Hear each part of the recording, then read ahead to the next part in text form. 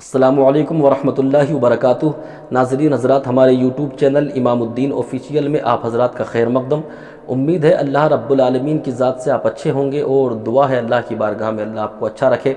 میں اس موضوع کے ساتھ آپ کی خدمت میں حاضر آیا ہوں کہ زکوٰۃ واجب ہونے کے لیے مال پر جو سال گھومنا ضروری ہے، تو یہ سال اسلامی سال گھومنا ضروری ہے یا انگریزی سال گھومنا ضروری ہے؟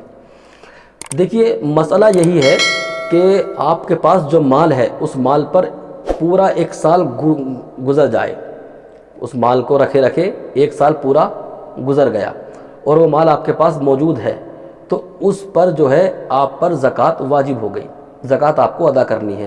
اب سال کا جو حساب ہوگا وہ انگریزی سال کا نہیں، وہ اسلامی سال کا ہوگا۔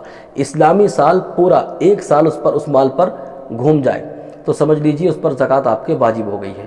انگریزی سال سے نہیں، اسلامی سال سے مطلب ہے سن ہجری، یہ ایک سال پورا گزر جائے اس مال پر تو پھر سمجھ لیجئے زکوٰۃ واجب ہو جاتی ہے۔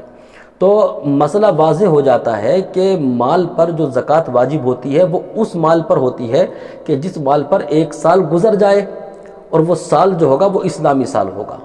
اسی لیے تو تمام مسلمان رمضان کے مہینے میں زکوٰۃ ادا کرتے ہیں، زیادہ اور بہت اچھی بات ہے، کرنی بھی چاہیے، زکوٰۃ تو ادا کرنی ہی ہے۔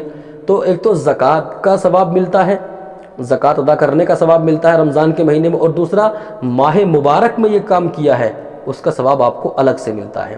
تو ہر سال جو مسلمان رمضان کے مہینے میں زکوٰۃ ادا کرتے ہیں وہ اسی لیے کرتے ہیں کہ ایک سال گھوم گیا مال پر، اور یہ سال جو ہے اسلامی سال ہے، اسلامی سال کے اعتبار سے پورا سال گھوما ہے، تو اس لیے اس پر زکوٰۃ واجب ہو جاتی ہے اور مسلمان اس پر زکوٰۃ ادا کرتے ہیں۔ تو مسئلہ واضح ہو جاتا ہے کہ زکوٰۃ کے لیے جو سال گھومنا ضروری ہے وہ اسلامی سال ہے، انگریزی سال نہیں۔